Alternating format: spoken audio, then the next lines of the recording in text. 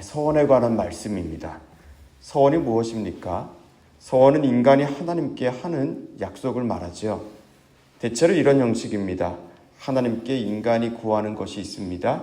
그리고 하나님께서 그 간구를 들어주시면 내가 하나님께 이러한 것을 하겠다, 혹은 하나님께 이러한 것을 드리겠다 약속하는 거죠. 인간이 하나님께 먼저 약속을 하는 것입니다. 이건 매우 엄중한 행위라 할 수 있습니다. 사람 간의 약속도 지켜야 하는 책임이 따르는 것인데 하나님과 그런 약속을 맺는다는 건 매우 신중할 수밖에 없고 또 그만큼 막중한 일이죠. 그래서 서원에 관한 가장 기본적이면서도 중요한 말씀은 2절에 기록되어 있습니다. 사람이 여호와께 서원하였거나 결심하고 서약하였으면 깨뜨리지 말고 그가 입으로 말한 대로 다 이행할 것이니라. 무슨 말입니까? 한마디로 말하면 하나님께 서원한 것이 있다면 그것을 반드시 지키라는 것입니다. 이게 서원에 관한 가장 기본적이면서도 중요한 내용입니다. 약속했으면 지키는 것, 특별히 하나님과 맺은 약속이니 마땅히 그리해야 한다는 것입니다. 여기서 우리가 한 가지 기억해야 할 게 있습니다. 그건 바로 하나님께서 인간의 서원을 받으신다는 것입니다. 여러분, 하나님이 어떤 분입니까? 하나님은 온 천지 만물을 창조하신 분이고 온 역사를 지금도 이끌어가고 계신 분이죠. 인간이 측량할 수 없을 만큼 크신 분이고 인간이 잴 수 없을 만큼 깊으신 분입니다. 그런데 우리 인간이 그런 하나님께 서원할 수 있다는 것, 그 사실 자체가 사실은 매우 놀라운 일입니다. 그 크고 광대하신 분이 우리의 서원에 관심을 기울이고 계십니다. 무슨 말입니까? 하나님은 우리 한 사람 한 사람과의 그 관계를 아주 매우 소중히 생각하신다는 겁니다. 우리가 오늘 하나님을 어떻게 고백하고 있는가? 우리가 오늘 하나님께 어떤 기도를 하고 있는가? 우리가 하나님에 대해 어떤 말을 하고 있느냐가 그야말로 보통 일이 아닌 것입니다. 민수기 14장 28절에 이런 표현이 있죠. 내 삶을 두고 맹세하노라. 너희 말이 내 귀에 들린 대로 내가 너희에게 행하리니. 하나님과 우리 인간 사이가 얼마나 가까운 것인지, 또 하나님이 인간의 소리에 얼마나 관심을 기울이신지에 대한 극단적인 표현이라 할 수 있습니다. 내 귀에 들린 대로 내가 행하겠다. 이처럼 하나님은 우리 한 사람 한 사람을 주목하시고 또 관심을 기울이고 계십니다. 그렇다면 서원에 대해서는 어떻겠습니까? 서원을 했는데 없던 일로 하지 말라는 겁니다. 하나님과의 관계를 보다 충실하게, 보다 성실하게 가꾸어 가야 한다는 거죠. 또 다음 우리가 서원에 관한 말씀 중에 눈여겨보아야 할 것이 또 한 가지가 있습니다. 자, 13절 말씀을 우리 같이 한번 읽겠습니다. 13절입니다. 모든 서원과 마음을 자제하기로 한 모든 서약은 그의 남편이 그것을 지키게도 할 수 있고 무효하게도 할 수 있으니. 자, 무슨 말입니까?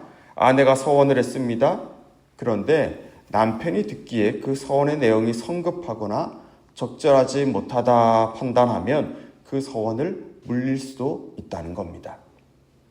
그러면 아내가 서원을 지키지 못해도 그것이 서원을 어긴 것은 아니라는 거죠.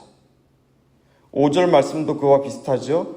5절입니다. 그러나 그의 아버지가 그것을 듣는 말에 허락하지 아니하면 그의 서원과 결심한 서약을 이루지 못할 것이니 그의 아버지가 허락하지 아니하였은즉 여호와께서 사하시리라.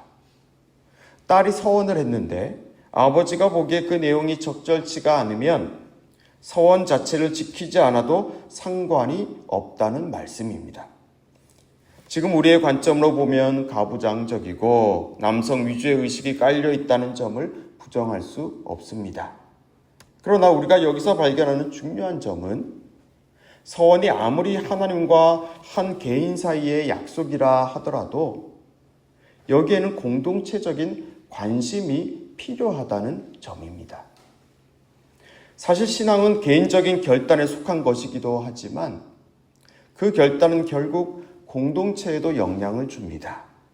그리고 그 개인적인 결단이라는 것도 항상 공동체 안에서 일어나는 것이죠. 특히 교회라는 곳은 어떠합니까?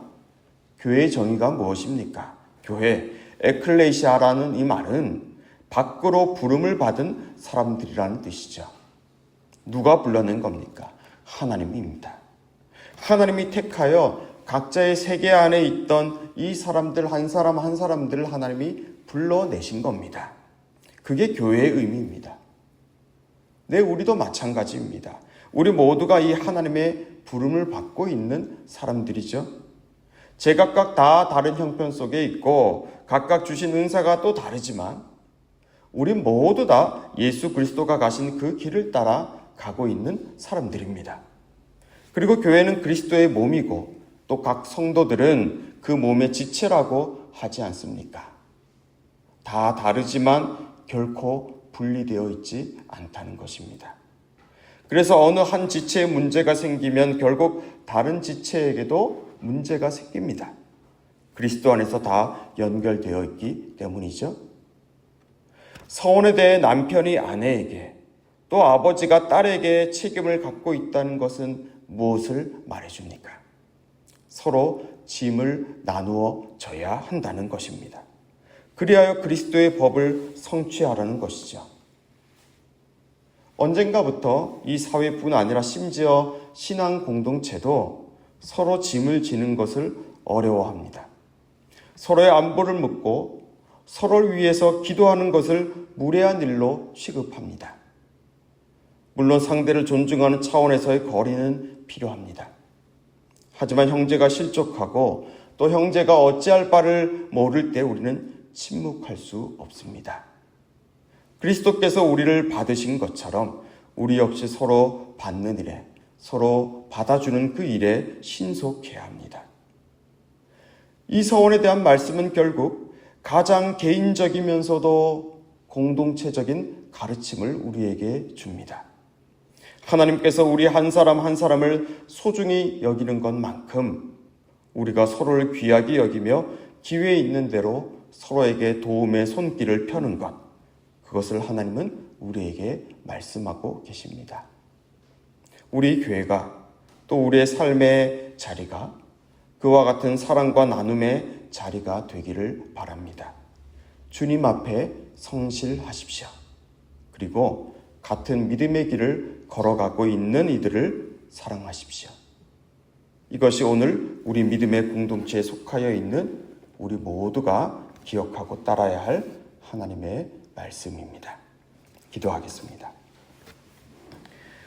하나님 앞에 우리가 고백한 것이 있다면 그 고백이 우리의 삶의 자리에서 열매를 맺어가도록 도와주십시오.